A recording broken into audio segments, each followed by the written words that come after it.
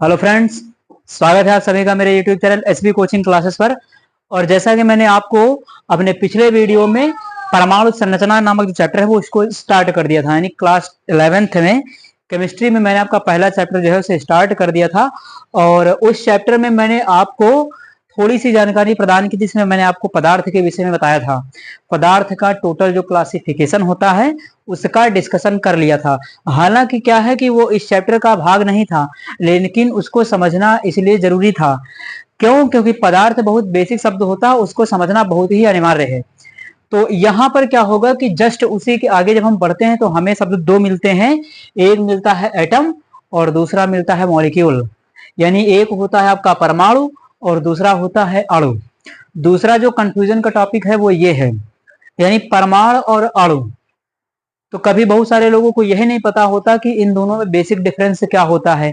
तो आज हम डिस्कशन करेंगे परमाणु और अणु के विषय में, क्योंकि इसको समझने के बाद इनके विषय में जितने सिद्धांत आए हुए हैं, है ना, अणुओं और परमाणुओं से संबंधित जितने सिद्धांत आपके आए हुए हैं, जैसे डाल्टन की थ्योरी होती है, डाल्टन का सिद्धांत पढ़ते हैं, है ना, रदरफोर्ड है, चैडविक है, नील्स बोर है ना, ये सब परमाणु मॉडल पढ़ते हैं। तो वो सब कहाँ समझ में आएंगे जब ये पता होंगे आपको तब। अब क्या है कि ये बहुत बेसिक शब्द हैं, इन बेसिक शब्द की जानकारी आपको होनी चाहिए। तो देख लेते हैं, यहाँ पर सबसे पहले लिखा हुआ है हमारा परमाणु यानी एटम, है ना। तो इसमें देखिए क्या लिखा हुआ है कि जो परमाणु होता है वो ग्रीक भाषा के एटमॉस शब्द से बना हुआ है। यानी ग्रीक भाषा का एक शब्द है एटमॉस, ATOMOS। ये एक शब्द है जिससे मिलकर के बना हुआ है। और इसका अर्थ क्या होता है कि अनकटेबल, है ना। यानी क्या है लिखा हुआ कि ना काटा जाने वाला कण, है ना। तो ना काटा जाने वाला अर्थात इसको क्या कहेंगे, अर्थात अविभाज्य कण। यानी परमाणु को अविभाज्य कण बनाया बताया गया है ना। तो इतनी बात तो ये है कि इसकी उत्पत्ति कहां से हुई, है ना। तो उत्पत्ति देख लिया कि ग्रीक भाषा का एक शब्द था एटमॉस, वहां से ये उत्पन्न हुआ है। उस शब्द का मतलब होता है ना काटा जाने वाला कण, यानी जिसको विभाजित ना किया जा सके, जिसके टुकड़े टुकड़े ना किया जा सके, जिसको और छोटे पार्टों में तोड़ा ना जा सके। ऐसा पहले की बात थी, अभी तो होगा बहुत कुछ इसमें। तो होगा यहाँ पर क्या कि अर्थात अविभाज्य कण लिखा हुआ है। और यह कैसा होता है, विद्युत उदासीन होता है। अब देखिए बात एक लिखी हुई कि विद्युत उदासीन होता है, तो विद्युत उदासीन होने का मतलब ये है कि पॉजिटिव और नेगेटिव चार्ज क्या होता है, बराबर। वही कंपाउंड, वही यौगिक या वही परमाणु या वही अणु क्या होगा, उदासीन होगा। अगर यहाँ पर क्या है कि चार्ज बराबर ना होता तो ये विद्युत उदासीन नहीं होता। तो ये तो खैर बात की बात है कि ये विद्युत उदासीन होता है। ठीक। अब देखिए परमाणु जो होता है, परमाणु की डिफिनेशन बनेगी क्या, है ना, कि किसी पदार्थ के निर्माण की सबसे छोटी इकाई, है ना। आप डिफिनेशन सुनिएगा परमाणु की कि किसी भी पदार्थ के, अब पदार्थ की जगह हो सकता है कि वस्तु लिखा हुआ मिल जाए, ऑब्जेक्ट या थिंग्स। ठीक। तो वहां पर क्या मिल जाएगा कि किसी पदार्थ के निर्माण की सबसे छोटी इकाई को क्या कहते हैं, परमाणु कहते हैं।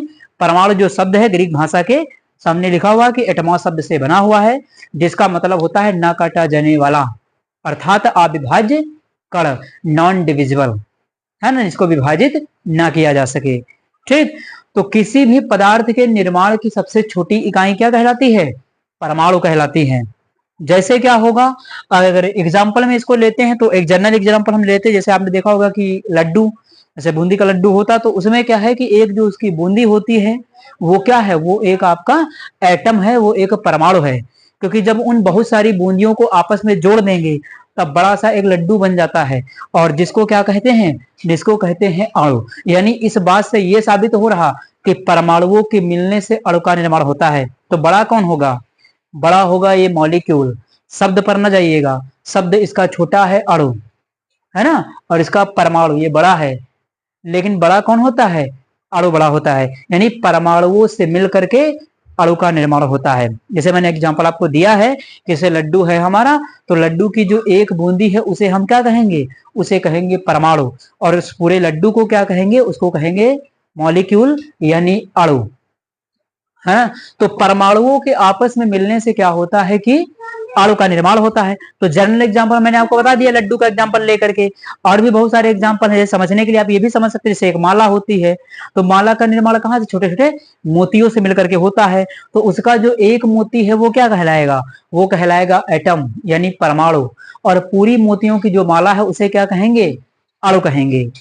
है ना। तो वहां से भी आप इसको समझने के लिए समझ सकते हैं। कहने का टोटल मतलब ये है कि किसी भी पदार्थ के निर्माण की सबसे छोटी इकाई, अब वो कोई भी पदार्थ हो सकता है, मान लिया आसपास हमारे जो डेली लाइफ में देखने को मिलते हैं, ईंट है, बर्तन है, लकड़ी है, कुछ भी हो, है ना, वो कहां से बना होगा, कोई ना कोई छोटी इकाई से ही तो बना होगा। तो उसी छोटी इकाई को क्या कहते हैं, परमाणु कहते हैं, है कि नहीं।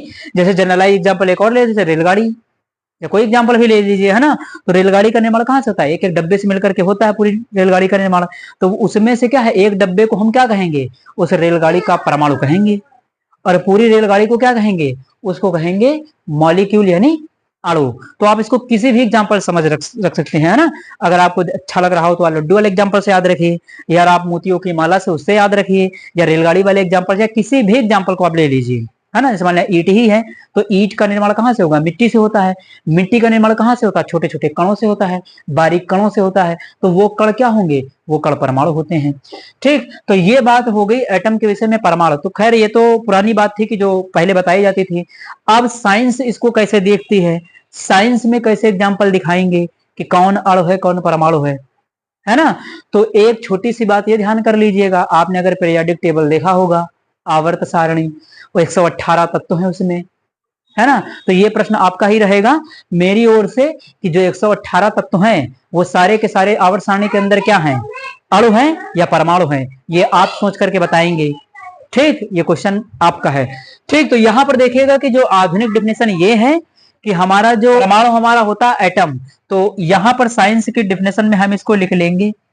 जैसे मान लिया कि मैंने ले लिया एग्जांपल ऑक्सीजन, है ना, ओ। तो ये ऑक्सीजन परमाणु हमेशा क्या होता है, सिंगल लिखा हुआ होता है, केवल संख्या में एक लिखा होता है।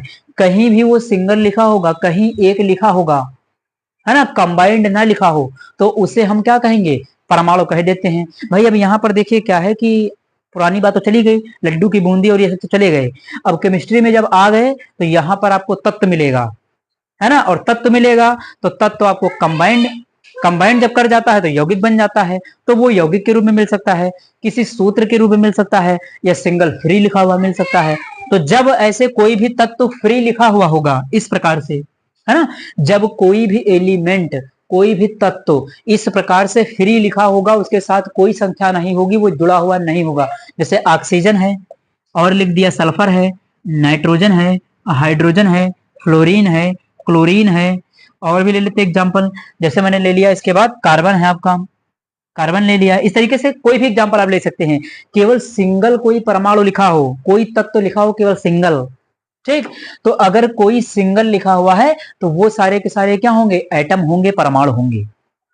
ठीक, अगर वो कंबाइंड नहीं है तो। लेकिन इसमें कुछ अपवाद भी आते हैं, अपवाद मैं भी बताऊंगा आपको। ठीक, तो इस प्रकार से जो सिंगल लिखे हुए हैं वो हमारे क्या होते हैं, तो वो होते हैं परमाणु यानी एटम। ठीक, तो पहचानने के लिए एक छोटी सी बात तो कॉमन मिल गई कि कहीं पर ऐसे कोई सिंगल तत्व लिखा होगा, उसको हम आंख बंद करके कह देंगे कि ये परमाणु है। ठीक, अब क्या होगा कि परमाणुओं के आपस में मिलने से किसका निर्माण होता है, अणु का निर्माण होता है। तो ये डिफिनेशन अणु की बन जाएगी कि जब विभिन्न प्रकार के, है ना, अणु या परमाणु, हाँ, विभिन्न प्रकार के परमाणु, अब विभिन्न प्रकार के भी हो सकता है, एक जैसे भी हो सकता है, कोई जरूरी नहीं है ना, कि एक जैसे ही हो या भिन्न भिन्न, दोनों में से कुछ भी हो सकता है, भिन्न भी हो सकते हैं, एक जैसे भी हो सकते हैं, है कि नहीं। तो यहां पर क्या होगा कि जब विभिन्न प्रकार के या एक जैसे परमाणु आपस में मिल करके एक नए पदार्थ का निर्माण करते हैं तो उसे हम क्या कहते हैं, अणु कहते हैं। ठीक, जैसे देखिए, जैसे यहां पर एग्जांपल ले लेते हैं, मैंने सबसे सरल एग्जांपल ले लिया, इसका एग्जांपल मैंने ले लिया जैसे हाइड्रोजन। जैसे ये ले लिया, अब ये हाइड्रोजन सिंगल लिखा, ये हाइड्रोजन का क्या है, परमाणु। ये हाइड्रोजन का क्या है, परमाणु। तो जब कभी सिंगल लिखा होगा तो ये परमाणु है, यानी ये परमाणु है। ठीक, और ये परमाणु है, ये दोनों आपके क्या है, परमाणु परमाणु। कभी सिंगल लिखा होगा तो ये परमाणु है। ठीक, अब क्या होगा कि ये परमाणु जब आपस में जुड़ जाएंगे, आपस में मिल जाएंगे, तब किसका निर्माण होगा, तब निर्माण होगा अणु का। ठीक, तो यहां पर H और H मिल गया तो क्या बनेगा, H2। तो H2 को हम क्या कहेंगे, अणु कहेंगे। ठीक, तो इसको क्या कहेंगे, अणु कहेंगे। ठीक, उसके बाद दूसरा एग्जांपल लेते हैं। एग्जांपल में आपको बहुत सारे करवा सकता हूं, कोई भी। चलिए, तो यहां पर तो ये हो गया कि एच एच का परमाणु ले लिया, यानी हाइड्रोजन का परमाणु, हाइड्रोजन का परमाणु, और परमाणु परमाणु आपस में मिलकर के क्या करते हैं, अणु का निर्माण करते हैं, है ना। जब विभिन्न प्रकार के या एक जैसे परमाणु आपस में मिलकर के एक नए पदार्थ का निर्माण करते हैं तो उसे हम अणु कहते हैं। ठीक, तो यहां पर देख लीजिए, जैसे आपका ऑक्सीजन है, ये ऑक्सीजन का क्या है, परमाणु है। ये ऑक्सीजन ले लीजिए, ये ऑक्सीजन का क्या है, परमाणु है।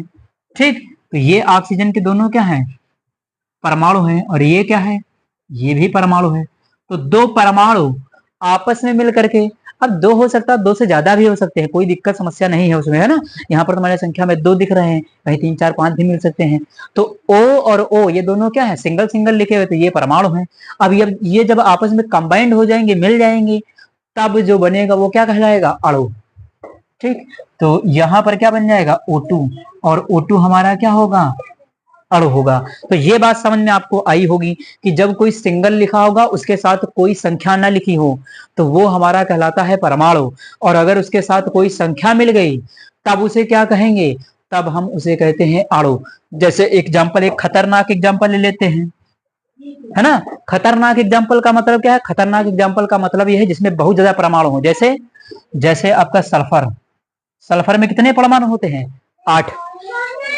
टोटल परमाणु कितने हैं सल्फर के अंदर, तो यहां पर जो है 8 परमाणु मिल करके सल्फर का एक अणु बनाते हैं। देखिए सल्फर कितना खतरनाक है, यहाँ पर 8 परमाणु मिलते हैं सल्फर के, तब जाकर के सल्फर का अणु बनता है।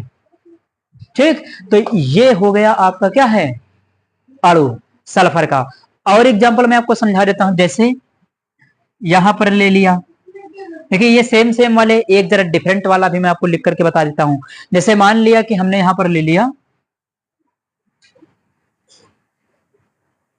ठीक, ये क्या है, कार्बन है, ये क्या है, ऑक्सीजन है, ये कार्बन का क्या है, परमाणु है। ठीक, ऑक्सीजन का क्या है, परमाणु है, क्यों, क्योंकि सिंगल लिखा है। ठीक, तो ये क्या होगा, ये आपका परमाणु है। ठीक, तो ये मैंने इसलिए ले लिया ताकि आप ये ना कहें कि सब एक ही जैसे एग्जांपल लेकर के समझा दिया, है ना। तो कार्बन ये हो गया, ऑक्सीजन में ये दिखाना चाहता हूं कि यहाँ पर परमाणु अलग अलग भी जुड़ सकते हैं, अणु बना सकते हैं, और तो कोई भी बना सकता, एक जैसे या डिफरेंट डिफरेंट। ठीक, तो सी और ओ से जुड़ गया तो क्या बनेगा, सीओ, कार्बन मोनोऑक्साइड, नाम सुना होगा, तो सीओ बन जाएगा, यानी ये सीओ का क्या है, अणु है कि नहीं। तो कार्बन और ऑक्सीजन मिलकर के यहां पर कार्बन मोनोऑक्साइड का अणु बनकर के तैयार हो गया। ठीक, तो ये हो गया। आप इसको चाहे तो इसका स्क्रीनशॉट ले सकते हैं, क्योंकि मुझे और भी एग्जांपल आपको बताना है, तो चाहे तो इसका स्क्रीनशॉट ले लीजिए। ठीक, चलिए और अणु परमाणु के एग्जांपल लेता हूं, वरना आप कहेंगे कि एक ही जैसे समझाया। ठीक, तो चलिए एग्जांपल और लेते, जैसे मैंने ले लिया यहां पर, जैसे मैंने ले लिया हाइड्रोजन, चलिए हाइड्रोजन ले लीजिए। ठीक, उसके बाद एक और हाइड्रोजन ले लीजिए, हाइड्रोजन हाइड्रोजन ले लिया। ठीक, उसके बाद एक ऑक्सीजन ले लीजिए, ओ। ठीक, तो ये क्या होगा, यहां से H H H O सब मिल जाएंगे, तो क्या बनेगा, 2 H है इसमें और एक ऑक्सीजन है, तो ये H2O बन जाएगा। बन जाएगा कि नहीं बन जाएगा। देखिए ये केवल आपको समझाने के लिए लिखा जा रहा है, कभी रिएक्शन आएगी तो ये ना लिख दीजिएगा, है ना। H2O बनने की ये कोई रिएक्शन नहीं होती है, यहाँ पर अणु और परमाणु समझाने के लिए मैं आपको बता रहा हूं। ठीक, और एग्जांपल ले सकते, जैसे मैंने ले लिया यहाँ पर सल्फर ले लिया, है ना, ये सल्फर ले लिया, और यहां पर ले लिया ऑक्सीजन, है ना, ऑक्सीजन, यानी O ले लिया और ये O ले लिया। ठीक, तो एक S है और 2 ऑक्सीजन है, सब जुड़ जाएंगे आपस में, तो क्या बनेगा, SO2 बन गया। ठीक, और एग्जांपल ले लेते हैं, जैसे यहां पर N हो गया, नाइट्रोजन ले लिया इस बार। ठीक, उसके बाद ले लिया यहां पर ऑक्सीजन ले लिया, तो N और O आपस में जुड़ जाएगा तो NO बन जाएगा, NO, ये बन गया। देखिए ये दोनों क्या हैं, तो ये हैं आपके परमाणु, ये नाइट्रोजन का परमाणु और ये ऑक्सीजन का परमाणु, और ये क्या बन गया, अणु बन गया। ठीक, ये सब क्या बन गए, अणु बन गए। जल का अणु है, सल्फर डाइऑक्साइड का अणु है, इसका नाम कमेंट बॉक्स में आपके लिए प्रश्न है कि NO का नाम आप बताएंगे, इसका नाम क्या होता है, क्योंकि मैंने बहुत बताया है ना, और आपको 11th क्लास में इसका नाम तो पता ही होना चाहिए कि NO क्या होता है। तो ये कमेंट बॉक्स में होमवर्क है, बताइएगा इसको। तो नाइट्रोजन, ऑक्सीजन, यानी इधर जितने लिखे हुए हैं ये सब क्या है आपके, ये सब सिंगल सिंगल जो लिखे वो परमाणु हैं, ठीक। इधर जितने बने हैं वो सब क्या है, अणु हैं। तो अब तो क्लियर हो रहा होगा कि अणु कौन होता है, परमाणु कौन होता है, कैसे पहचानेंगे परमाणु और अणु, है कि नहीं। तो यहां पर ये हो गया, आप इसका स्क्रीनशॉट ले लीजिए। फिर इसके जो एक्सेप्शन होते हैं, अपवाद, कोई अपवाद भी होता है, उसको भी मैं आपको बता देता हूं। अपवाद, चलिए, तो अपवाद देखिए क्या है। अब अपवाद में सबसे बड़ा जो एक्सेप्शन है, सबसे बड़ा अपवाद, ये क्वेश्चन आपसे एग्जाम में पूछ लिया जाता है ना। जैसे यहां पर एग्जाम्पल लिखा हुआ है हीलियम, यानी He, तो हीलियम का अणु भी यही है और हीलियम का परमाणु भी यही है। और यही क्वेश्चन आपके एग्जाम में दे दिया जाता है कि हीलियम के परमाणु का सूत्र बताइए, हीलियम के अणु का सूत्र बताइए। तो तमाम लोग कंफ्यूजन में क्या करते हैं, तमाम लोग कंफ्यूजन में ऑप्शन में वो भी एक ऐसा ऑप्शन बना देता है कि जहां पर लिखा होता है He2, यानी ऐसा एक ऑप्शन वो दे देता है गलत करवाने के लिए। और हमारे जल्दबाजी में क्या करते हैं कि लोग इसी में टिक लगा देते खटाक से।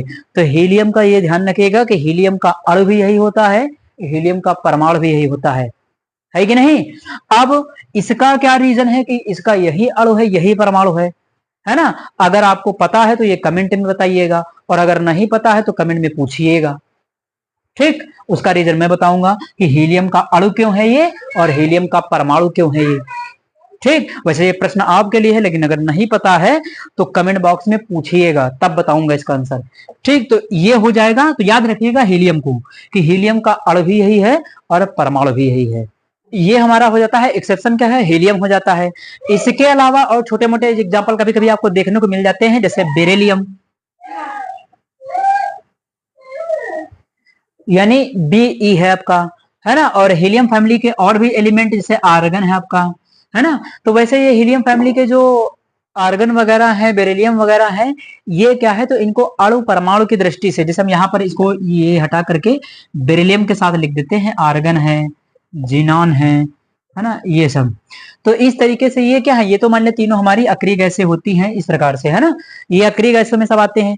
लेकिन यहाँ पर क्या है कि जो आर्गन और जीनॉन वगैरह ये कंपाउंड बना लेते हैं, लेकिन हीलियम का कोई भी कंपाउंड नहीं है, ठीक। लेकिन यहाँ पर अणु और परमाणु की दृष्टि से अगर पूछा जाए, तो अणु परमाणु की दृष्टि से आप ये कह सकते हैं कि हीलियम वगैरह ये जो अक्रिय गैसें होती हैं वो आपके क्या है, अणु भी हैं परमाणु भी हैं, है ना, उनको कहा जा सकता है अणु और परमाणु की दृष्टि से समझने के लिए। उसी प्रकार से आपका बेरिलियम भी आपको देखने को मिल जाता है ना, कि इसका अणु ये है, परमाणु ये है। तो इस प्रकार से हमारा ये हो जाता है। तो चलिए आगे डिस्कशन करते हैं परमाणु के विषय में, और जानकारियां जो है उनको जानते हैं, है ना। तो देखिए परमाणु के विषय में आदि वगैरह ने कहा था, है ना, वे हैं उनका निर्माण पदार्थ से हुआ है ना, या इसमें जो अग्नि जल वायु वगैरह है इनका निर्माण छोटे छोटे कणों से हुआ है या परमाणुओं से हुआ है। तो कुछ ऐसी अवधारणाएं, प्राचीन अवधारणाएं प्राचीन में जो है दी गई थी, ऐसी बातें बताई गई थी। लेकिन अब यहाँ पर क्या हुआ कि परमाणु के विषय में जो सबसे पहला प्रयास साइंटिस्ट में आपके किया है वो किया है जॉन डाल्टन ने, है ना। सन 1808 में डाल्टन नामक वैज्ञानिक ने क्या किया है कि परमाणु की स्टडी को प्रारंभ किया था। डाल्टन वो सबसे पहले वैज्ञानिक है जिन्होंने परमाणु की स्टडी चालू की थी, प्रारंभ किया था, यानी सबसे पहले अध्ययन करने वाले कौन थे, डाल्टन। तो डाल्टन ने भी यही कहा था कि जो किसी पदार्थ के निर्माण की छोटी इकाई होती है उसे क्या कहते हैं, परमाणु कहते हैं। यानी इनके हिसाब से कहानी क्या बनेगी, इन्होंने ये कहा था कि पदार्थ के निर्माण की सबसे छोटी इकाई या किसी पदार्थ का निर्माण जिस छोटी से छोटी इकाई से होता है उसे क्या कहते हैं, परमाणु कहते हैं, है ना। जैसे यहाँ पर आप देख सकते हैं कि जैसे ये हमारा हो गया परमाणु, है ना, परमाणु। तो आपको पता है कि परमाणुओं के मिलने से क्या होता है, अणु बनता है। तो परमाणु के मिलने से क्या बनेगा, अणु बनता है। और अणुओं के मिलने से क्या बनता है, तो अणुओं के मिलने से आपका पदार्थ बनता है ना। इस तरीके से कुछ कहानी ऐसे चली कि परमाणु जब आपस में मिलते हैं तो अणु बनता है, और अणु जब आपस में मिलते हैं तो पदार्थ का फॉर्मेशन होता है, पदार्थ का निर्माण होता है। लेकिन डाल्टन का क्या बात रहा कि डाल्टन ने केवल इतना बताया कि जो परमाणु होता है वही सबसे छोटी इकाई होती है, और परमाणु को तोड़ा विभाजित नहीं किया जा सकता है कि नहीं। तो यहां तक इन्होंने केवल इतनी बात बताई थी कि पदार्थ का निर्माण छोटी से छोटी इकाई से होता है, जिसे हम क्या कहते हैं, परमाणु कहते हैं, और परमाणु अविभाज्य होता है। ऐसी संबंधित बातें डाल्टन ने बताई थी, है ना। तो चलिए अब हम देखते हैं जॉन डाल्टन के सिद्धांत को बिल्कुल डिटेल में, और जानते हैं कि डाल्टन साहब ने अपने सिद्धांत में क्या क्या बातें बताई है। चलिए देखते हैं डाल्टन के सिद्धांत की विशेषताएं, या डाल्टन ने अपने सिद्धांत में क्या क्या बात बताई थी। तो यहां पर जान ये लीजिएगा कि जो डाल्टन का परमाणु सिद्धांत है वो सन 1808 में आया हुआ था, और 1808 में जो सिद्धांत डाल्टन ने दिया था उसमें अपनी ये जो बातें बताई थी वो यहाँ पर लिखी हुई हैं। इनको समझ लेते हैं जैसे जैसे इन्होंने बताया हुआ है। तो देखिए नंबर फर्स्ट कहता है कि प्रत्येक पदार्थ अत्यंत सूक्ष्म कणों से मिलकर बना होता है, जिन्हें क्या कहते हैं, जिन्हें परमाणु कहते हैं। यानी इसके आगे आप लिखना हो तो कणों से मिलकर बना होता है, जिन्हें परमाणु कहते हैं। ये पहला पॉइंट हो जाएगा डाल्टन के सिद्धांत का। तो मैंने पहले भी अभी आपको बताया है कि जो प्रत्येक पदार्थ होता है वो छोटे छोटे कणों से मिलकर के बना होता है। पुरानी अवधारणा ने भी तो यही कहा था।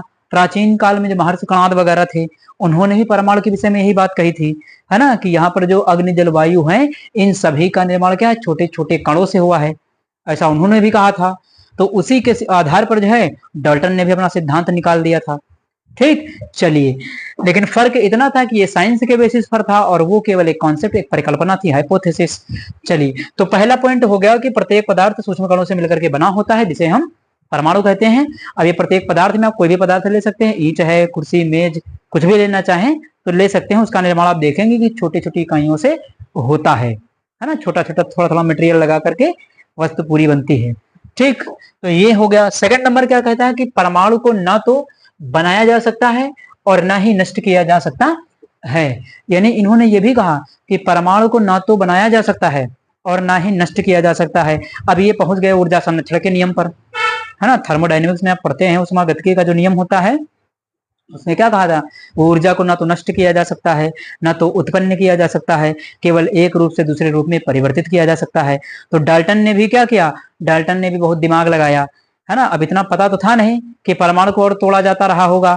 हालांकि ये क्या है कि डाल्टन के समय तक अभी कोई पता तो था नहीं कि परमाणु को और आगे तोड़ा जा सकता है। तो इनको जो सही लगा वो बता दिया कि परमाणु को और विभाजित नहीं किया जा सकता, तोड़ा नहीं जा सकता है। बल्कि हुआ क्या कि डाल्टन के बाद जो वैज्ञानिक आए वो डाल्टन से भी बड़े कलाकार थे। अब उन्होंने क्या किया, परमाणु को तोड़ करके दिखा दिया कि परमाणु भी 3 कणों से मिलकर के बना होता है। उसको तोड़ दिया परमाणु को, है ना, बता दिया कि परमाणु 3 कणों से मिलकर के बना होता है, इलेक्ट्रॉन, प्रोटॉन और न्यूट्रॉन से। यहां तक बात पहुंच गई। उसके बाद कुछ और वैज्ञानिक उन्होंने इलेक्ट्रॉन, प्रोटॉन, न्यूट्रॉन को भी तोड़ दिया, है ना। पॉजिट्रॉन, बोसॉन, मेसॉन, आपने नाम सुना होगा। तो ये जो होते हैं वो क्या है, वो उनके नीचे के कण हैं।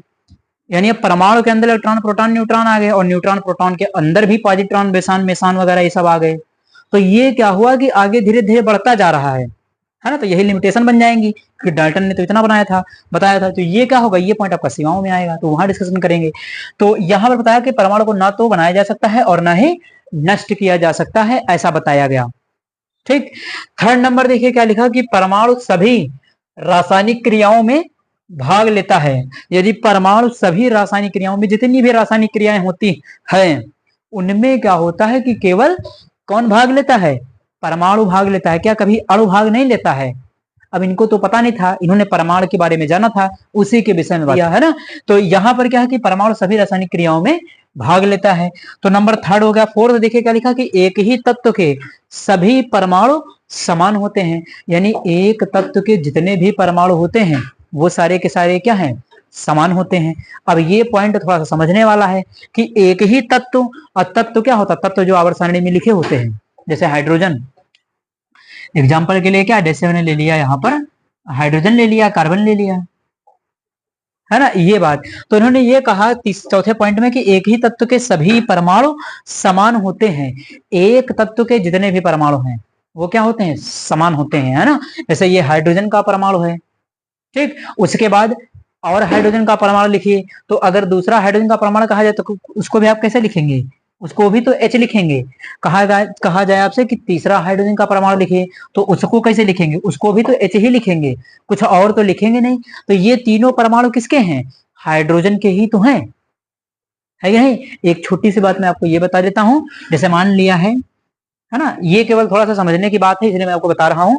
यहाँ पर हाइड्रोजन के 3 भाई हैं, है ना, जिनका नाम क्या है, एक का नाम है 1H1, एक का नाम है 1H2 और एक का नाम है 1H3। ये केवल समझने के लिए बता रहे हैं बस। 1H1, 1H2, 1H3 ये है प्रोटियम, ड्यूटेरियम और ट्राइटियम, है ना। तो ये हाइड्रोजन के 3 भाई हैं। तो ये क्या है कि ये भी तो हाइड्रोजन के परमाणु हैं, है कि नहीं है।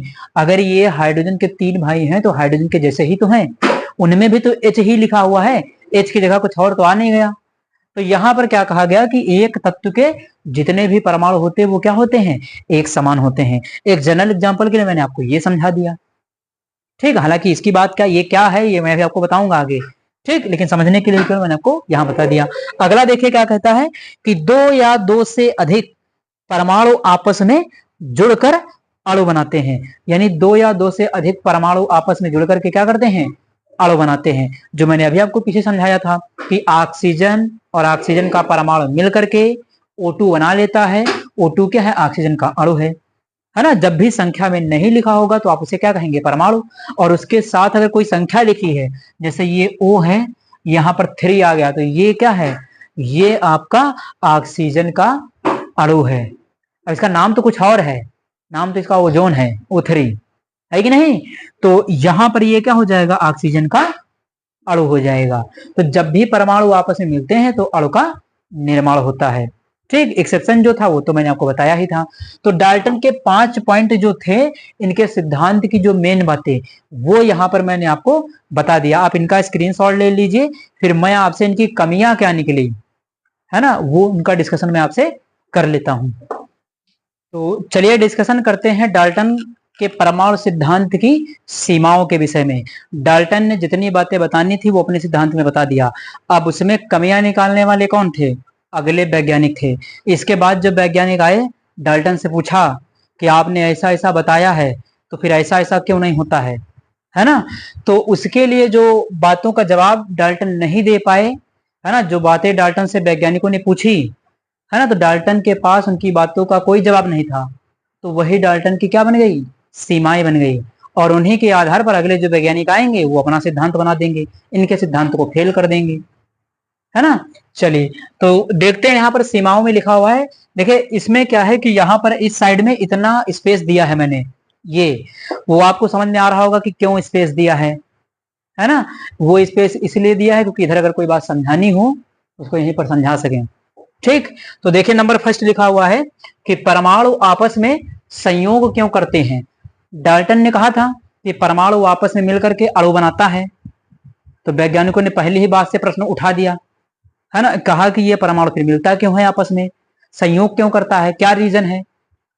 तो डाल्टन ने कहे तो दिया था, लेकिन कोई उसका एक्सपेरिमेंटल प्रूफ नहीं दे पाए, यानी उस बात का कोई जवाब नहीं दे पाए। जैसे हाइड्रोजन हाइड्रोजन था, अभी ऊपर एग्जाम्पल लिया था, पहले पॉइंट को क्लियर करने के लिए एग्जाम्पल लेते। जैसे इन्होंने कहा कि ये हाइड्रोजन है और ये हाइड्रोजन के दोनों परमाणु हैं। अब ये हाइड्रोजन हाइड्रोजन आपस में क्यों जुड़ रहा है, वैज्ञानिकों ने इनसे पूछा, तो इनके पास उसका कोई जवाब ही नहीं था, ठीक। यानी ये H2 बन रहा है, ये परमाणु से अणु बन गया हाइड्रोजन का, तो ये क्यों जुड़ा, आपने तो बता दिया कि ये जुड़ता है, लेकिन क्यों जुड़ता है, तो इसका जवाब नहीं था। तो ये पहले इनकी लिमिटेशन बन गई, कमी बन गई, सीमा बन गई, ठीक। तो पहला हमारा ये हो गया कि इसका जवाब नहीं दे पाए कि ये क्यों जुड़ता है, ठीक। नंबर 2 लिखा हुआ है कि भिन्न भिन्न तत्वों के परमाणु गुणों में भिन्न भिन्न क्यों होते हैं। यानी भिन्न भिन्न तत्वों के परमाणु, यानी अलग अलग तत्वों के परमाणु, जैसे यहां पर एग्जांपल लेते हैं इसके लिए भी। जैसे मैंने एक ले लिया हाइड्रोजन, ठीक, एक हाइड्रोजन ले लिया और एक ले लिया ऑक्सीजन। तो ये हाइड्रोजन का परमाणु है, ये ऑक्सीजन का परमाणु है कि नहीं। तो हाइड्रोजन और ऑक्सीजन के परमाणु के, अब इनका काम क्या है, हाइड्रोजन का कोई दूसरा काम है, कोई दूसरा उपयोग है, कोई दूसरा गुण है। ऑक्सीजन का क्या है, कोई दूसरा काम है ना, कोई दूसरा गुण है, कोई दूसरा उपयोग है। तो ऐसा क्यों हो रहा है, अगर ये भिन्न भिन्न तत्वों के परमाणु हैं, ये हाइड्रोजन का परमाणु है, ये ऑक्सीजन का परमाणु है कि नहीं। तो इनके गुण अलग अलग क्यों हैं, हाइड्रोजन एक गैस है ना, ऑक्सीजन एक क्या है, वो गैस। तो ये गैस गैस ये तो बात मान चलिए सिमिलर एक प्रकार से मिल जाती है, लेकिन यूजेस तो अलग अलग है। कि हाइड्रोजन का हम कहीं और प्रयोग करते हैं, ऑक्सीजन का कहीं और प्रयोग करते हैं, या इसकी जगह पर और कोई भी एग्जाम्पल ले सकते हैं, जैसे नाइट्रोजन ले लिया, कार्बन ले लिया, ये नाइट्रोजन का परमाणु है, ये कार्बन का परमाणु है, तो नाइट्रोजन का किसी और जगह पर यूज, कार्बन का किसी और जगह पर यूज, तो इनके गुण क्यों अलग अलग हैं, है ना। इस बात का जवाब भी डाल्टन के पास नहीं था, है ना। तो नंबर सेकंड इनकी लिमिटेशन ये बन गई कि इसका जवाब नहीं दे पाए कि ये अलग अलग गुण क्यों हैं, है कि नहीं, कह तो दिया था। तो चलिए ये हो गया। उसके बाद नंबर थर्ड लिखा है कि परमाणु आपस में किस बल द्वारा जुड़ते हैं। अब ये परमाणु जो आपस में ऐड हो रहे हैं, ये जो जुड़ रहे हैं, कौन सा अट्रैक्शन फोर्स इनके बीच लग रहा है, आकर्षण बल, है ना। क्यों जुड़ रहे हैं, यानी एक फोर्स भी तो लग रहा होगा, अगर ये कंबाइंड हो रहे हैं, जुड़ रहे हैं, तो इनके बीच कोई ना कोई आकर्षण बल लग रहा होगा तभी तो डाल्टन से पूछा बताओ कौन सा है बल, तो डाल्टन के पास कोई जवाब नहीं था, उनको पता ही नहीं था कि कौन सा बल है, उसका भी जवाब नहीं दे पाए, तो ये लिमिटेशन बन गई इनकी नंबर थर्ड वाली।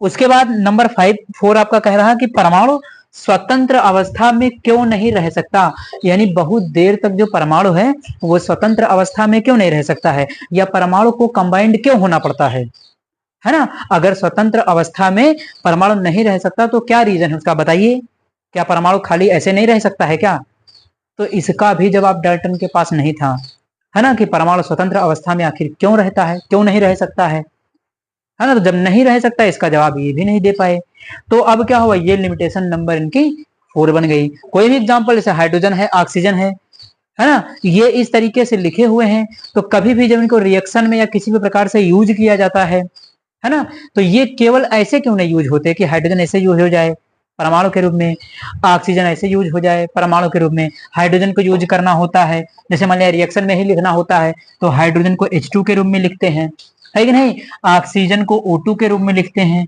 तो ऐसा क्यों करते हैं, ये बनाने की क्या जरूरत, क्या इसको नहीं लिख सकते सीधे सीधे, तो इसका जवाब डाल्टन के पास नहीं था, ये उनकी एक लिमिटेशन बन गई, है कि नहीं। तो ये हो गई नंबर 4। अब मैं आपको पांचवी जो इनका पॉइंट है, जो इनकी पांचवी लिमिटेशन है, उसको यहां पर लिख देता हूं। नंबर 5 में डाल्टन ने क्या कहा, उन्होंने ये कहा कि एक ही तत्व के जो परमाणु होते हैं उनके भार अलग अलग क्यों होते हैं। एक ही तत्व के कहने का क्या मतलब, जो मैंने एग्जाम्पल अभी लिया था, है ना, जैसे यहां पर मैंने ये सामने लिखा, ये हाइड्रोजन। पॉइंट नंबर 5 अगर लिखना चाहेंगे तो लिख लीजिएगा कि एक ही तत्व के परमाणुओं के भार भिन्न भिन्न क्यों होते हैं। ये पांचवी इनकी सीमा थी, वैज्ञानिकों ने इनसे पूछा कि ऐसा क्यों होता है, तो इसका भी इनके पास कोई जवाब नहीं था। जैसे हाइड्रोजन के लिए मैंने आपको बताया था कि हाइड्रोजन के 3 भाई 1H1, 1H2 और 1H3, इन तीनों का नाम भी है प्रोटियम, ड्यूटेरियम, ट्राइटियम, ये तीनों हाइड्रोजन के भाई हैं। तो इनमें क्या हुआ कि ये जो हाइड्रोजन के तीनों परमाणु हैं या तीनों भाई हैं, इनमें परमाणु भार अलग क्यों, परमाणु भार क्या होता है, तो यहाँ पर जो संख्या लिखी होती है ऊपर की ओर उसको क्या कहते हैं, परमाणु भार कहते हैं। कहीं कहीं पर आप देखेंगे कि आगे भी लिखी हुई मिल सकती है, हालांकि इसका डिस्कशन हम आगे चैप्टर में करेंगे, डिटेल में करेंगे, ठीक। यहाँ पर केवल समझने के लिए जान लीजिए कि ये परमाणु क्रमांक होता है और ऊपर वाला क्या होता है, परमाणु भार होता है कि नहीं। तो ये क्या है कि इनके परमाणु भार देखिए अलग अलग हैं, और जबकि ये भाई किसके हैं, या किसके अंग हैं, या किसके पार्ट हैं, या किसके परमाणु हैं, तो ये हाइड्रोजन के ही तो परमाणु हैं तीनों। तो इन तीनों का परमाणु भार अलग अलग क्यों है, ऐसा क्यों है, इसका जवाब डाल्टन के पास नहीं था। इसी प्रकार से कार्बन भी होता है, जैसे कार्बन होता है आपका 6C12, 6C13, 6C14, ये तो यहां भी देखने को मिला कि यहां भी परमाणु भार देखिए क्या है, अलग अलग 12, 13, 14, और जबकि ये पार्ट किसके या भाग किसके या परमाणु किसके हैं, तो कार्बन के हैं, है ना। ये किसके तीनों परमाणु हैं, ये तीनों हैं आपके कार्बन के, यानी ये कार्बन से उत्पन्न हुए हैं तीनों।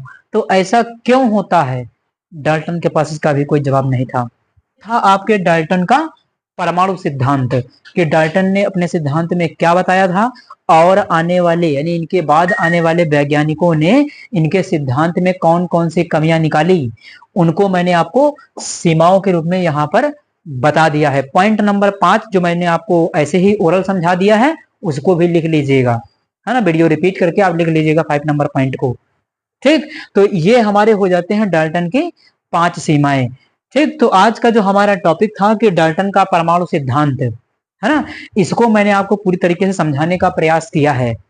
कोशिश और उम्मीद तो यही करता हूं कि आपको बेटर से बेटर कंटेंट प्रदान कर सकूं, या जितनी तरीके से हो सके मैं उतनी तरीके से आपको एक्सप्लेन करके समझाऊंगा। जब तक समझ में नहीं आएगा तब तक समझाऊंगा, है ना। तो आपका कर्तव्य क्या बनता है? आपका कर्तव्य ये बनता है कि चैनल को जितने ज्यादा से ज्यादा हो सके दूर तक पहुंचाते रहिए। तो चलिए फिर मिलते हैं अपने नेक्स्ट वीडियो में। Thanks for watching this video.